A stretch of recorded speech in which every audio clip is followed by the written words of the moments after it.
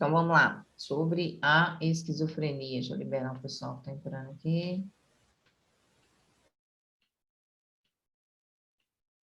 E tem a esquizofrenia hebefrênica. É um relato do Drauzio Varela, com um médico que eu adoro ele, que é uma reportagem só sobre esquizofrenia. Mas aí, para a gente não assistir aqui, que eu estou com tempo curto, eu vou copiar depois e mando para vocês lá, tá? No grupo de vocês, saúde mental. Quando der, vocês assistem. Então, a esquizofrenia hebefrênica, ela forma mais grave o acometimento da pessoa na adolescência.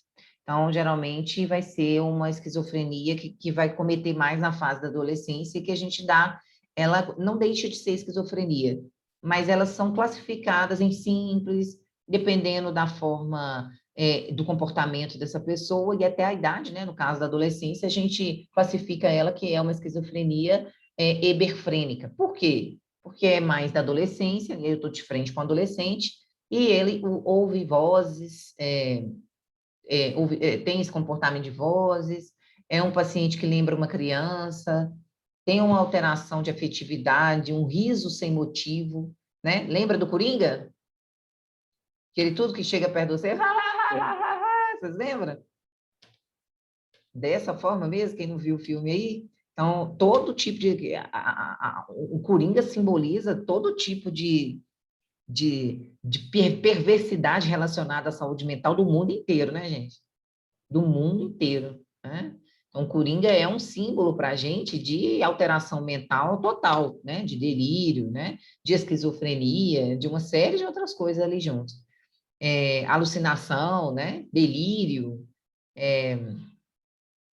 Por exemplo, a hebefrênica é um esquizofrênico que vai urinar e defecar em qualquer lugar. Se estiver na Avenida Antônio Carlos, ele desce a calça ali e faz na frente de todo mundo. Então, e também ele tem uma relação muito próxima com o suicídio. A esquizofrenia catatônica,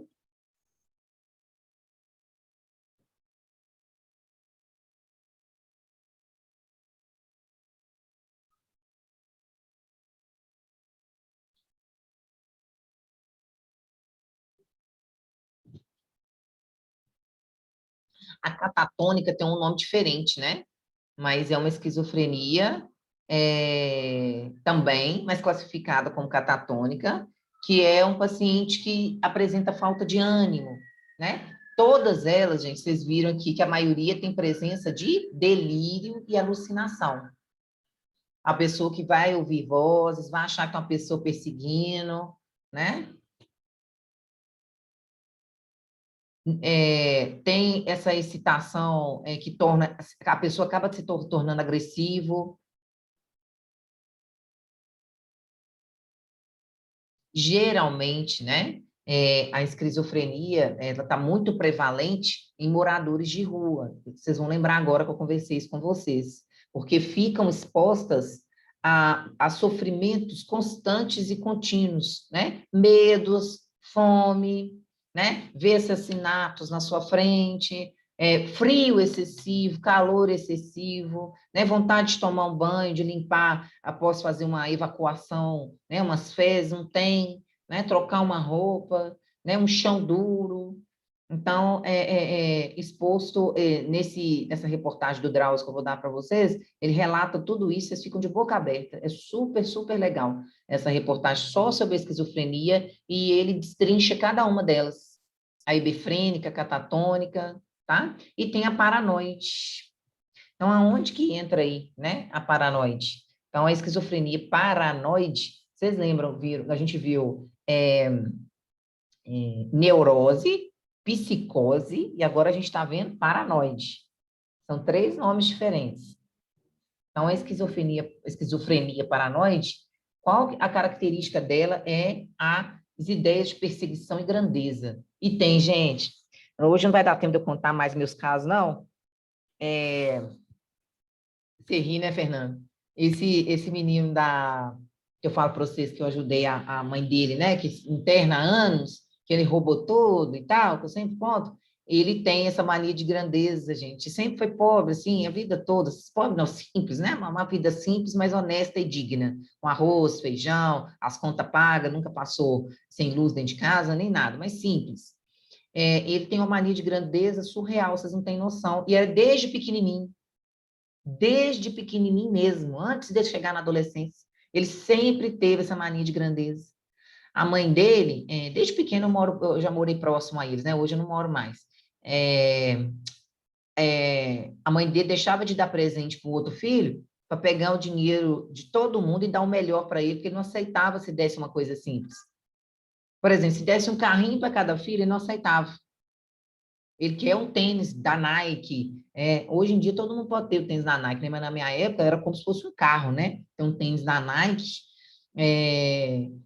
Aí tinha que deixar os outros filhos que aceitavam ficar sem para raspar de cada um e dar o tênis que ele queria. Nada para ele era o suficiente. Ele precisava trabalhar e falava com o pai que o carro estava quebrado e estava mesmo, que só ia trabalhar se consertasse o carro, porque não ia de ônibus. Então, isso é uma das duas coisas que eu estou lembrando dele. Mas tem mais coisa ainda, sabe? Então, é o que o Léo falou, né? A pessoa que tem essas, me fala, essas características, comportamentos, se você começar a estudar um pouco mais sobre isso, quando você estiver de frente para a pessoa, você vai ver, gente, não tem como você não ver. É igual do alcoolismo que a gente conversou na última aula também. É diferente da pessoa que gosta de tomar uma cervejinha, né? Ah, não, trabalhei demais essa semana, vou tomar todas no fim de semana. Tem problema, não. É diferente da pessoa que tem a compulsão, a doença e é alcoólatra, né? Então é diferente, você estar de frente para aquela pessoa e saber compreender, né? Se ela está se extravasando aqui porque está feliz, né? Conseguiu um emprego, ou passou numa prova, ou se ela é dependente, é diferente, né? Porque senão vocês ficam aí na frente dos outros achando que todo mundo é paranoide, né? É esquizofrênico, não é assim, não, né? Tem o jeito de ver aí tudo direitinho, né? Diagnosticar. E a paranoide tem essa característica, né? De ideias de perseguição e grandeza, igual eu estou falando, acredita que estão sempre falando mal dele. Tem gente que é assim, né? Todo lugar tem gente falando mal dele. Ninguém deu vestígio disso, a pessoa nem olhou para a cara dele, mas tem gente falando mal dele, né? A pessoa teve aquela atitude comportamental por sua causa, abaixou a cabeça, foi por sua causa que você estava passando. Então, a pessoa já tem em si própria, a pessoa não precisa ser doida, fazer tratamento de saúde mental, não, gente. Mas ela já tem essa mania de perseguição, aonde ela entra. Aonde ela entra, tem essa mania de perseguição. Tem gente que é assim o tempo todo, né? Conversa com Deus, recebendo uma missão especial, né? Que ela tem uma missão especial aqui na Terra, tem essa questão de ambição, né? Tem uma desorganização geral da personalidade, perda de interesse pela vida, nas realizações pessoais, ou seja, uma pessoa que não sonha. Eu morro de medo desse povo que não sonha, gente. Eu fui dar uma aula essa semana de motivação e automotivação. Quando eu falei o tema, eu já parei o tema e perguntei à pessoa assim, gente, alguém gostaria de compartilhar um sonho? O que que te motiva hoje, né? Não precisa ser estudar, não. O que me motiva é estudar para ter uma casa. Não precisa ser o estudo, não. Qualquer outra coisa. Tem alguma coisa, meus filhos, né? Alguma outra coisa que te motiva? Teve uma pessoa lá que eu já estava mais de olho nela, que toda a aula de psicologia, ela já tem o mesmo comportamento, de 16 anos também, gente. Não, eu não tenho nada. Eu procuro a ter, mas não consigo ter, não tenho nada. Então, todo mundo falou, né? Dar uma vida melhor para os meus pais, para meus filhos, terminar o meu estudo, fazer uma faculdade depois disso, não sei o quê. Então, eu já fico assim, professora, mas isso não é defeito, não. Não, não é defeito mesmo, não. Tem gente que tem tudo, né? Já conquistou tudo que não sonha ter mais nada, né? Tem um carro satisfatório, né? Tem um emprego razoavelmente que ganha bem, formou, né? Tá com saúde, não almeja mesmo outras coisas, né? Assim, a não ser viajar, alguma coisa assim. Mas mesmo assim, a pessoa, o jeito até que ela te retorna, que ela não tem nada, eu já fico assustada. Eu já fico meio assustada, né? Então, oi, Larissa, você está com a mãozinha levantada, agora que eu vi, desculpa. Ô, professora, eu ouvi em algum momento, não lembro qual, que a esquizofrenia tem uma predisposição genética. Isso é verídico? Pois é, aí você vai achar, tem uma reportagem daquele Guido, aquele médico que tem um cabelo para cima, sabe? Eu já passei reportagem dele. Esse Guido, aquele psiquiatra forense, ele está em todas as investigações do Champinha e tudo mais. Tem uma reportagem Uhum, dele que ele relata verbalmente que a esquizofrenia ela tem um ponto ali, uma linha, um traço genético. Quando você vai lá para essa reportagem, por exemplo, do Drauzio Varela, se eu achar do Guido, eu mando para você também, para vocês no grupo. Ele já relata que ela tem traços, mas muito longínquos. A relação da genética é muito, muito, muito pouca. Que a maioria, a grande massa dos casos, ela, em raríssimos casos, vai vir genético. Ela vai vir relacionado à vivência desse indivíduo ali, que já houve o gatilho acionado por algum motivo e tal, sabe? Mas esse Guido, esse médico que, em todos os documentários desses casos criminais que eu vivo contando para vocês, ele está em todos. Ele é psicólogo forense. Ele trabalha com a justiça, né? Acho que é de São Paulo. É, ele vai na Globo, vai em vários programas de televisão. Ele tem uhum. uma entrevista dele que na hora eu falei aqui em casa. Falei, ele está falando que é totalmente. Ele fala que a prevalência genética é abundante, é forte, né? Que pode investigar aí nos antepassados, que deve ter um traço aí, sabe? Ele já relata dessa forma. Foi até bom você tocar nesse Entendi. assunto, que eu tive a mesma visão, eu fiquei assim, uai, tem ou não tem, né? Uhum. Porque eu gosto muito do Guido, a forma como ele relata os casos que marcaram o Brasil, sabe? Esses casos críticos aí, né? Igual o que fez coxinha com os corpos, o que matou a Mércia Nakamura, ele está envolvido em todos esses documentários. E esse do Drauzio, que eu gosto muito também, ele não fala muito dessa forma assim, sabe? Eu, na Entendi, hora, obrigada. eu cruzei essas informações também. Eu tive a mesma curiosidade sua. E a gente entra agora, né, nessa questão dos transtornos, que entra um pouco desse TDAH, né, e tudo mais. Começa a entrar aqui, daqui para cá. Então, eu tenho quantas horas, gente? 9h34. Professora, eu vou só atender o portão aqui rapidinho e volto. Não, vai lá, volta. Transtorno de espectro do autismo, né? Então, é o TEA, né? Porque tem vários T, né, gente? TDAH, T não sei das quantas, né? Tem um monte de coisa nova aí que não tinha. Quando eu estudei, não estudava, fazia faculdade, nem tinha esses transtornos aí ainda eram estudados, mas não tão prevalentes quando as pessoas falam tudo. Hoje é TDAH, né? É transtorno de atenção, comportamento, de tudo. Então, tem o transtorno de espectro autismo, né? Que reúne essas desordens no desenvolvimento neurológico. Então, fica uma desordem, assim, do paciente, né? E presente desde o nascimento ou no começo da infância, que a gente começa, né, e consegue perceber, observar ali. Então, as pessoas dentro desse tipo de transtorno pode apresentar um déficit na comunicação social, né? Foi o que o Léo deu de exemplo ali do primo, né? Então, comunica só com a mãe, né? Com a sociedade, com o professor, com o vizinho, com o coleguinha, ele não tem muito, ele tem esse déficit na comunicação com as pessoas, né? Como ele vive no mundo dele. Ou aquela interação social que a gente tem de bater papo, de chegar no ambiente, se socializar, né? Não é muito um indivíduo que tem. E também tem essa questão de não saber lidar muito com a linguagem verbal e não verbal. Vocês vão aprender numa matéria sobre linguagem verbal e não verbal. Então, não verbal é aquela que eu estou só observando.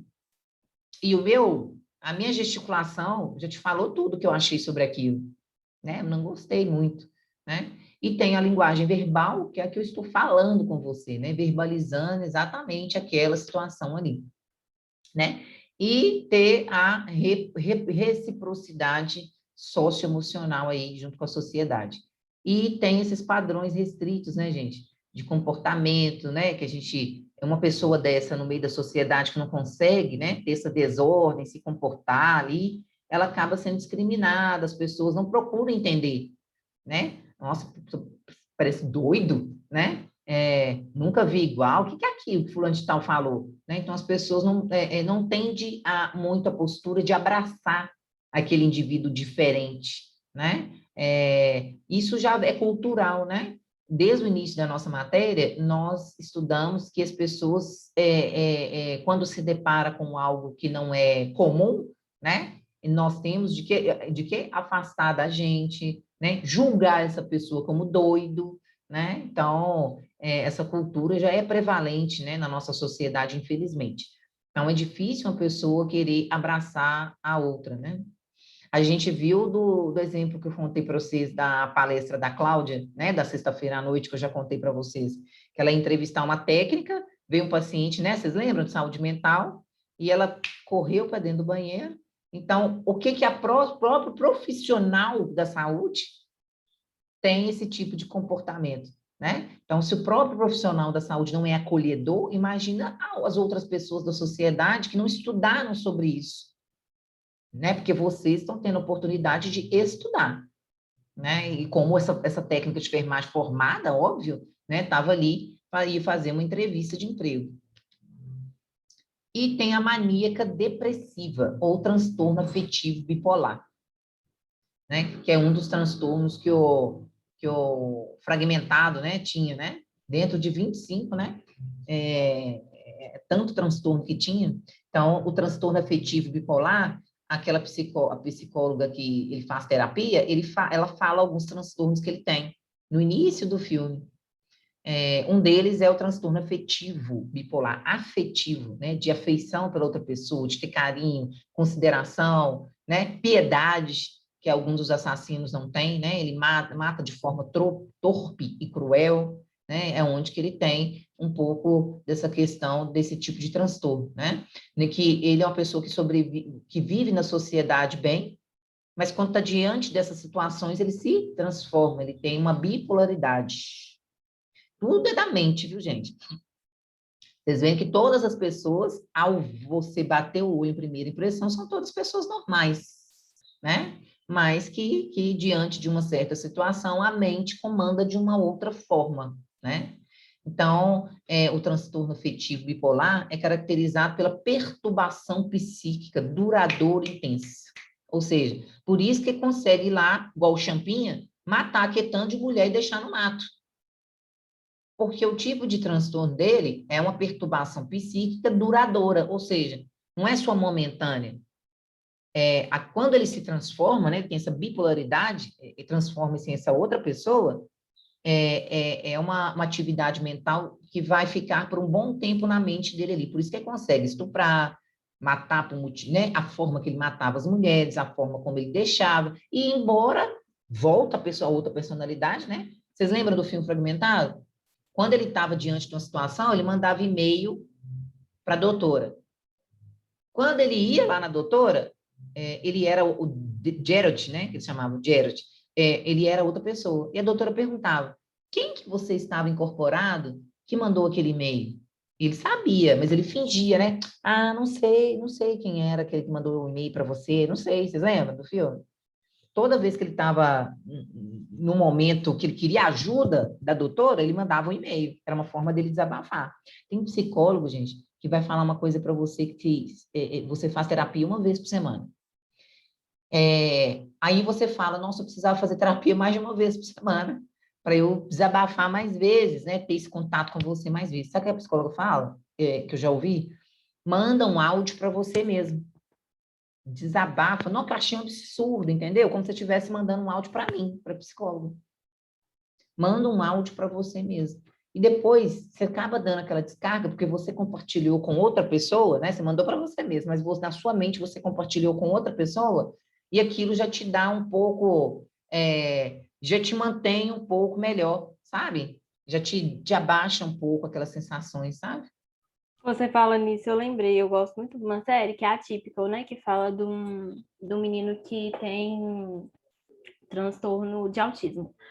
Aí ele, uma época lá, ele não estava conseguindo ir para a mesma psicóloga, e aí ele começou a ligar para ela e deixava a mensagem gravada. E aí, por ele fazer isso, ele se sentia muito bem. Mas assim, ela não atendia mais ele, mas ele tinha essa necessidade de mandar de ligar para ela e deixar gravada a ligação. Olha só, eu não conheço, não. Interessante você É muito contribuir. legal. Isso que eu ouvi é de coisas, de relatos pessoais que eu ouço mesmo, eu nem sabia. Que ela, em um certo momento, conduz. É o que a gente viu naquele videozinho, né? A psicóloga tem técnicas, gente, que vai te ajudar assim, né? E às vezes uma poeirinha que ela te ajuda aqui é mais uma poeirinha que dá uma maciada no seu dia a dia, sabe?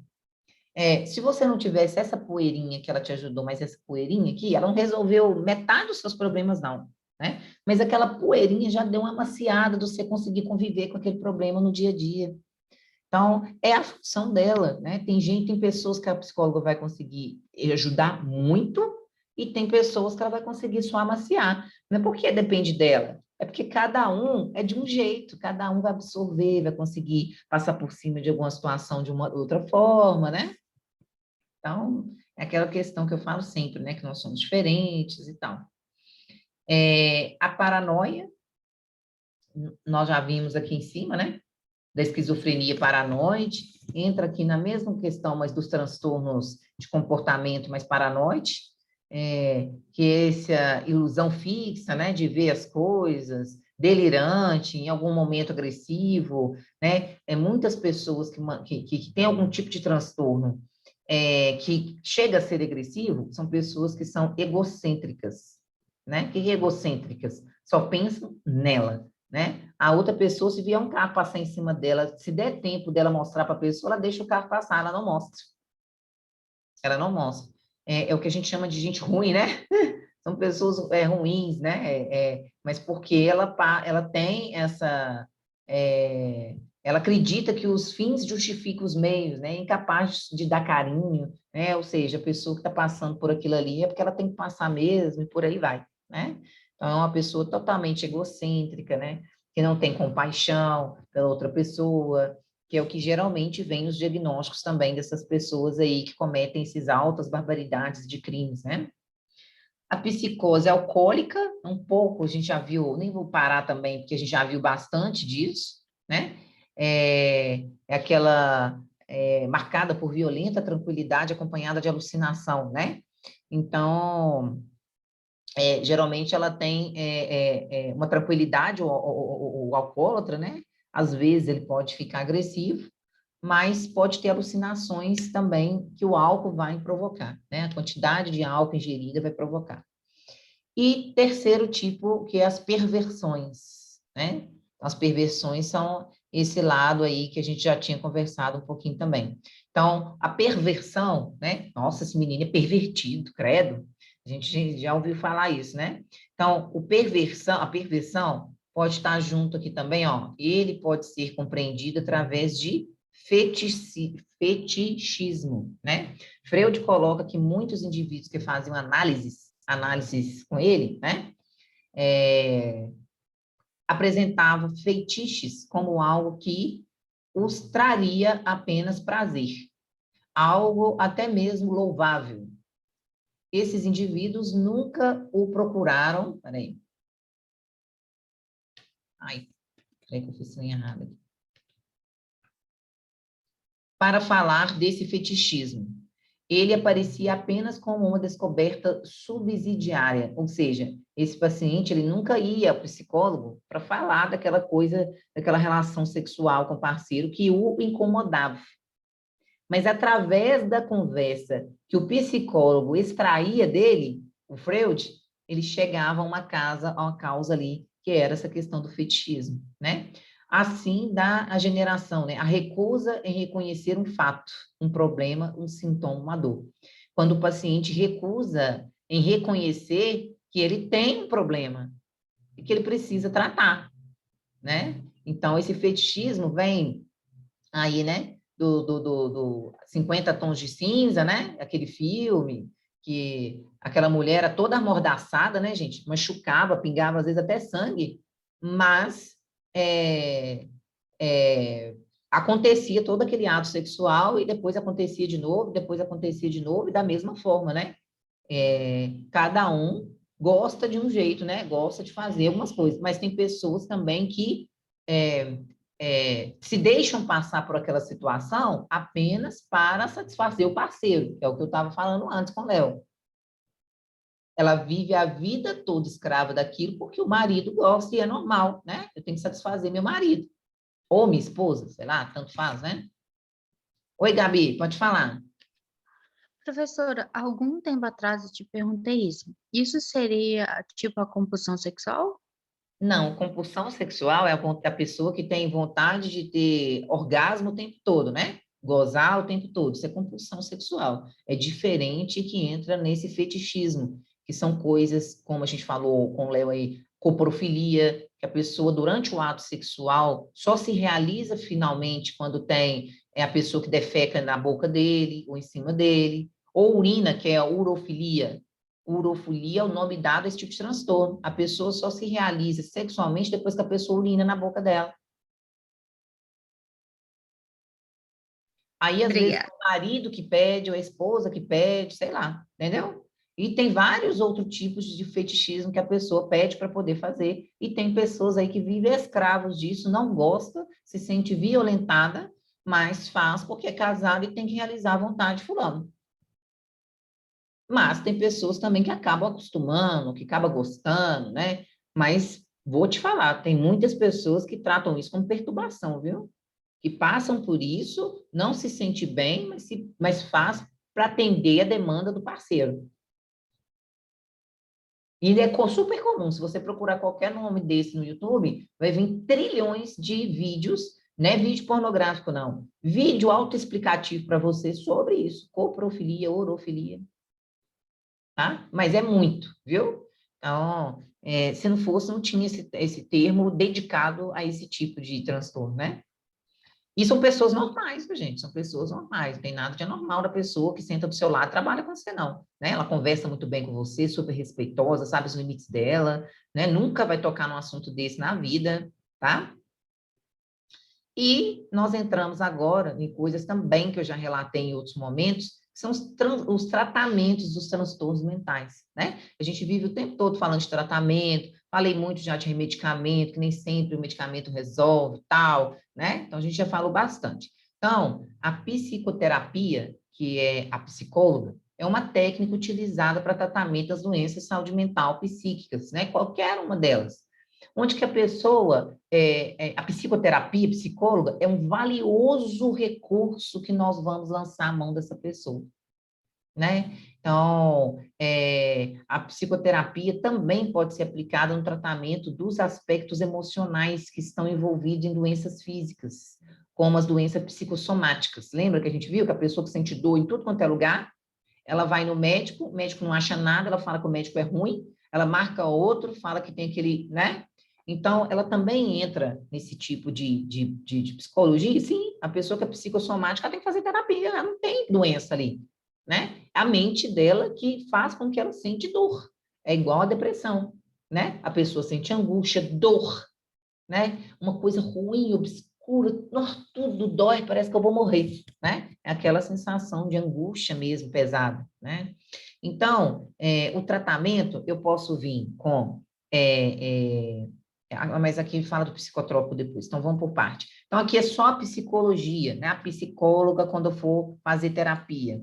Então, eu tenho terapia individual, né? Posso ter terapia individual para criança, tem criança que faz terapia, viu, gente? Perdeu a mãe muito, muito cedo, ou então a escola perguntou o que a mãe achava de colocar na terapia, né? Adolescente faz terapia, que a mãe às vezes coloca e a pessoa quer fazer. Adulto, idoso, viu? Idoso faz terapia também. Essa amiga minha me conta como que é diferente, como que eles relatam coisas tão diferentes de nós, assim, sabe? Que eles veem tudo de um outro, com um outro olhar, sabe? Psicoterapia em grupo, tem terapia em grupo? Tem. Aquela terapia que a gente vai dos alcoólicos anônimos, lembra? Que senta todo mundo em círculo, aquilo é terapia em grupo. Cada um, hoje eu consegui ficar sem tomar um copo, todo mundo bate palma, aê! E eu me senti melhor no trabalho, com a minha família. Aí o outro já conta, eu estou uma semana sem conseguir beber, né? Ou fumar, ou usar. Então, isso é terapia em grupo. Psicoterapia de casal, super, mega, blaster utilizada, né, gente? O casal que tem uma família, casado há muito tempo, geralmente é com isso, né? Vai tentar a terapia para realmente não chegar a se separar, né? Geralmente eles um encontra com a terapia, com a psicóloga, depois o outro encontra, depois tem um dia dos dois se encontrarem junto com a psicóloga, né? Psicoterapia de família, tem também que a família toda trata com o mesmo psicólogo, mas questões da família, e psicoterapia institucional, que é da empresa, né? Por exemplo, os hospitais, inclusive, nesse momento de Covid, está colocando os psicólogos para ouvir os colaboradores, né? Nessa situação de pressão psicológica do Covid, muita morte acontecendo, né? Desgaste físico, emocional.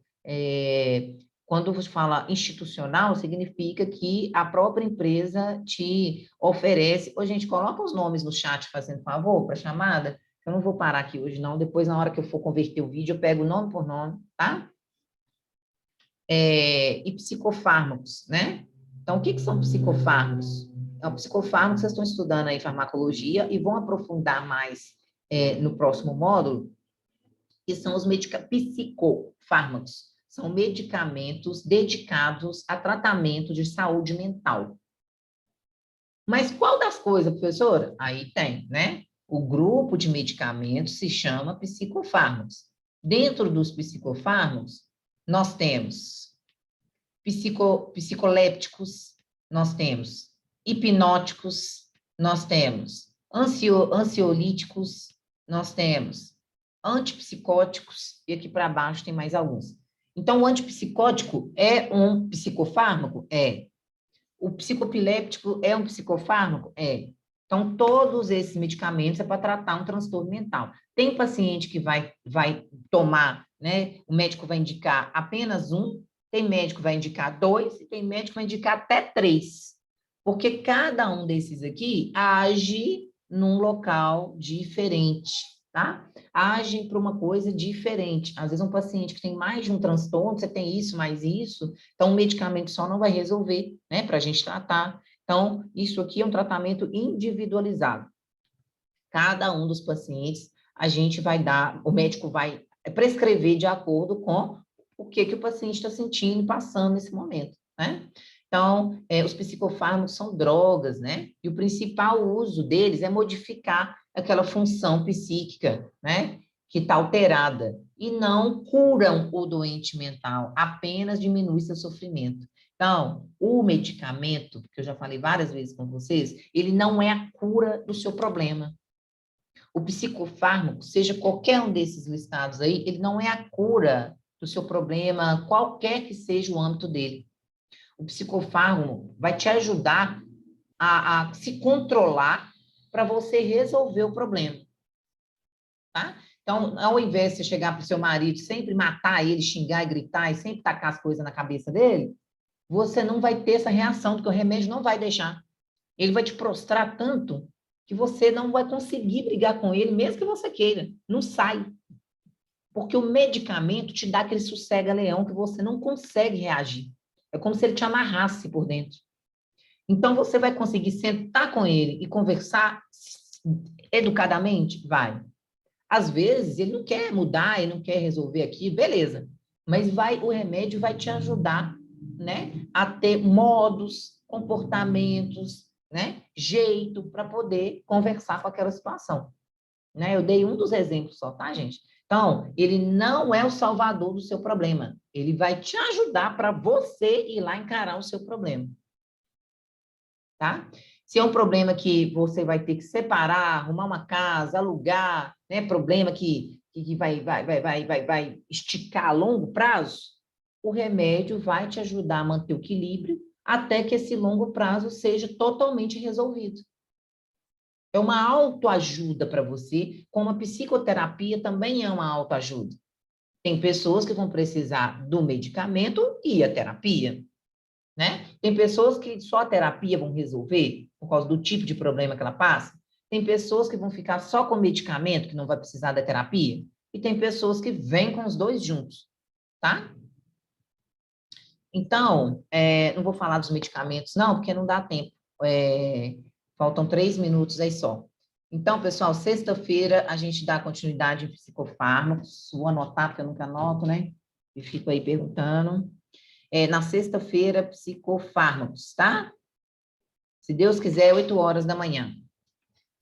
Então, um excelente feriado para vocês, viu? Fiquem com Deus. Um beijo grande. Foi muito bom reencontrar vocês aí. E a gente vai se falando aí. Sexta tem aula, viu, gente? Não emendou o feriado, não. Vocês vêm, viu? Eu estou esperando vocês. Então, um beijo grande. Obrigada. Nada. Tchau, tchau.